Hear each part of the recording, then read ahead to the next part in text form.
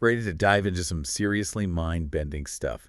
Deep divers. Always up for a good mind bend? We're unpacking Neville Goddard today. Oh, fantastic. Specifically, how he believed you could use your imagination to, literally shade your reality. Oh, yeah. And I know you were super into the excerpts we pulled from Eingefechter text for this. Oh, they're wild. I mean, the metaphors, twin brothers battling it out, turning water into wine. It's like a guidebook to life's cheat codes, right? Exactly. And the first code, the foundation of it all, is that the only reality is consciousness.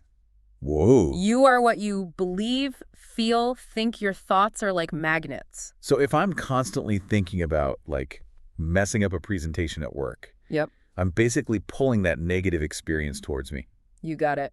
Goddard calls it right thinking, but it's not about being perfect. It's about aligning your thoughts with the reality you actually want to see. Makes sense. It's like that example from the text, the woman who was convinced her boss was a monster. Oh, yeah. She thought it, he acted like it, and boom, vicious cycle. And it only shifted when she used what Goddard calls revision. Revision. Like, imagine mentally editing out the monster scenes, right? And replacing them with, her boss giving her praise. That changed their whole dynamic. So we're not just stuck with whatever thoughts pop up. We can choose the ones that'll actually help us. 100%. You're the director in the movie of your mind. Love that. But just like in that parable of the talents, just knowing the stuff isn't enough.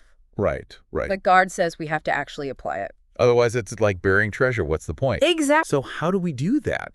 There was that passage you highlighted where Goddard gets really specific about identifying our deepest desires, and then. This is where it gets really interesting. It's not just about hoping for it or visualizing it. It's about living from the feeling of that wish being fulfilled, like right now.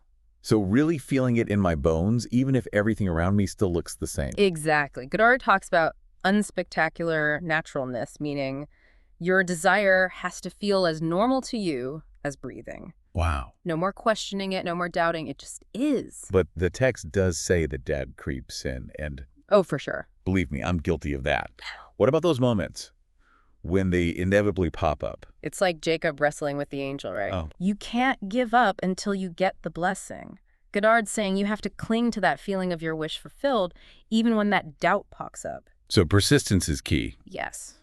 But we shouldn't get hung up on exactly how the universe is going to make it happen, right? Right. The how is not our job. Our job is to get crystal clear on the what, and then really embody the feeling of it being real. So it's like placing an order at a restaurant. You don't go back in the kitchen to micromanage the chef. You trust they'll prepare the meal. Perfect analogy. And you know what else really struck me from what you highlighted? What's that? Goddard's emphasis on I am. He doesn't see it as just like a statement of identity. Right. But as a declaration of being, especially in the present moment. It's powerful stuff. So instead of I will be successful, it's more potent to say I am successful. Yes. Even if. Yeah.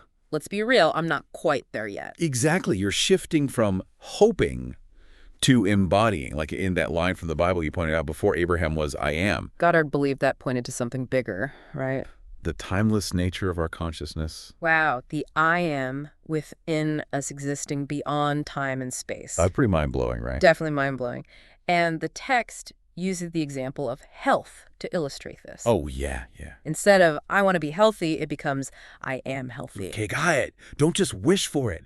Embody the feeling of vitality right now in this moment. So even if our current situation, our reality right now, isn't reflecting it yet, we shift our energy to match the reality we want to experience. Exactly, like wiping the whiteboard clean, making space for the new. Okay, that makes sense. But there's this one part that kind of threw me off. Oh, yeah. What's that? This whole idea of not misusing the name of the Lord, it felt a little out of place at first. It threw me off at first, too. But remember how Goddard uses Lord? How? It's not about a figure in the sky. It's about our true selves. Oh, okay. Our I am presence. So misusing it is more about how we talk to ourselves. Bingo. So like saying, I'm a failure, I'm always unlucky. Yeah. Those are ways of misusing the power of I am. Exactly. Every time we declare those things, it's like we're reinforcing those limitations. It's like this constant negative self-talk playing in the background on repeat. Precisely. And Goddard's reminding us, yeah, we have a choice in what we allow to play on repeat. We have the power to change the soundtrack. And speaking of powerful forces, the text goes on to talk about desire itself, like That's a driving force. Oh, absolutely. A spark that ignites action. Not about suppressing our desires, Right. but understanding their power. This is where it gets really interesting, and we'll dig into how desire plays a key role in Goddard's principles of manifestation after a quick break. We're back, deep divers, and ready to unpack this whole idea of desire as a creative force. Kind of a radical idea when you think about it. It really is, right? We're so used to being told to quiet our desires, not harness them. Right, like desire is the enemy or something. Exactly. But Goddard flips that on its head. He does. He says desire is neutral. Okay. It's just energy waiting for us to direct it. So it's like the fuel, but we get to choose the destination. Exactly. It's the spark that gets us moving towards something. Like, remember that part you highlighted about health?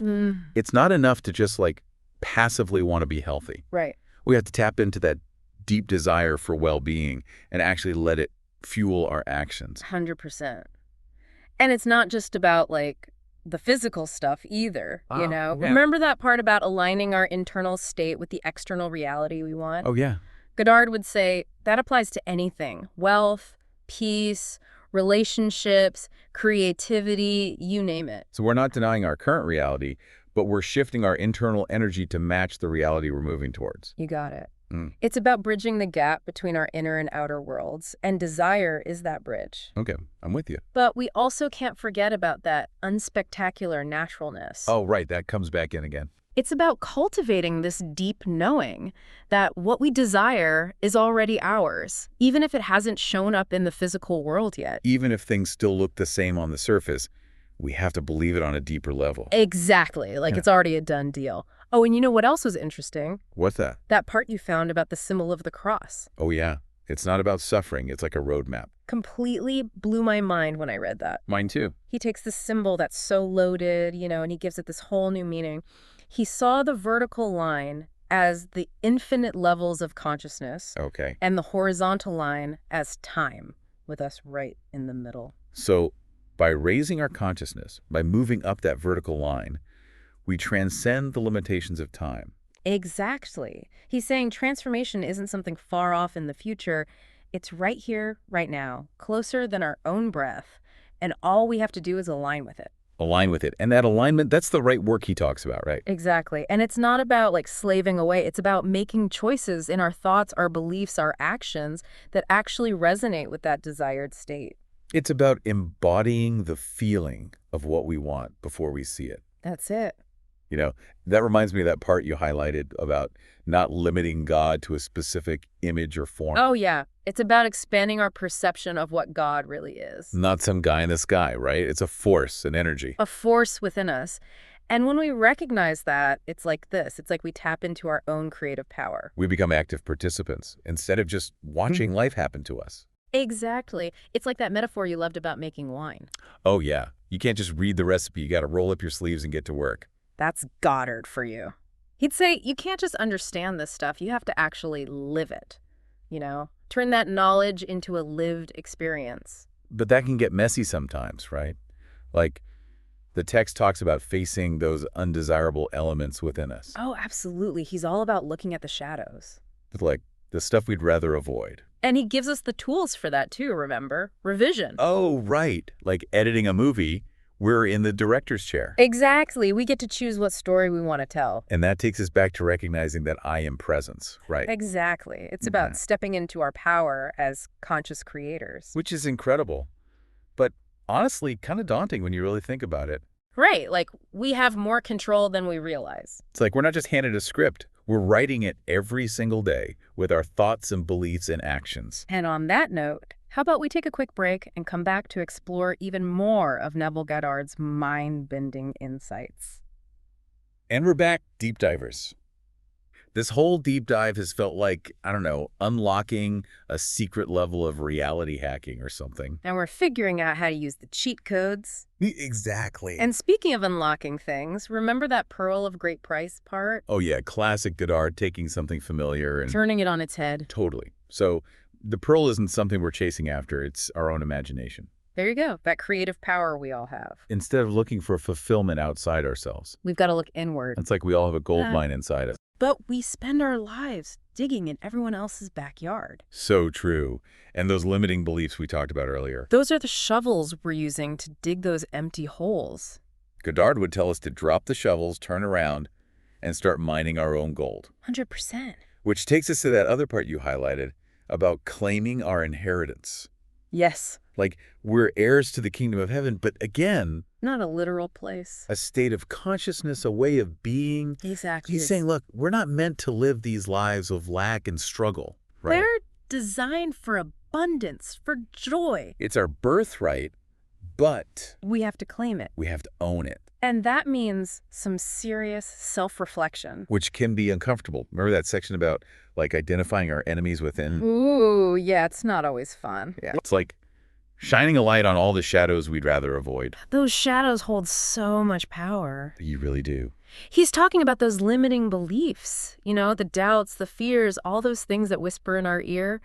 You're not good enough. You can't have that. Like a whole committee of inner critics. And Goddard's like, time to fire that committee. I love that.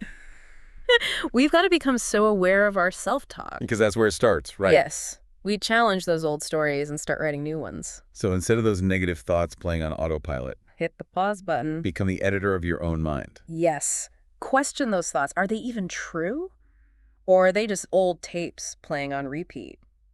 Reminds me of that part you highlighted about our bodies being temples. Oh, I love that part. It's not just about what we're eating or how much we're exercising, but it's about what we're feeding our minds. Keeping them clean and free from those self-sabotaging thoughts. It's all connected, mind, body, spirit. When we nourish our minds with positivity, it's like we're giving our spirits a fighting chance to shine through.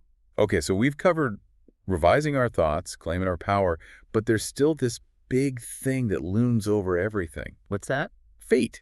It can feel like we're stuck on this track and there's nothing we can do about it. Oh, Goddard definitely does not believe in a fixed fate. Remember that section about fate being fluid? Yeah. It's always evolving. And he says, our choices, our beliefs, they shape it. We're not just along for the ride. We're co-piloting. So ditch that woe is me mentality. Out the window. You're not just dealt a hand. You get to choose how you play it. And you know what the best part is? Wait.